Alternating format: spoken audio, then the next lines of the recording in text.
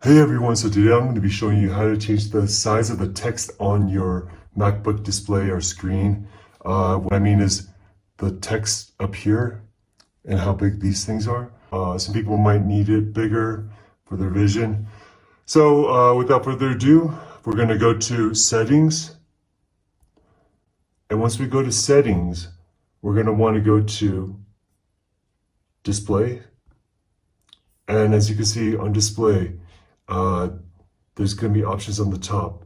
So this is default, and it's 1512 by 982. But let's go ahead and check it out. So this is one size bigger, 1352 and 878. And then we got 1147, 740 by 745. And this is the largest. Are you sure you want to switch to the scaled resolution? When using this scaled resolution, some applications may not fit entirely on screen.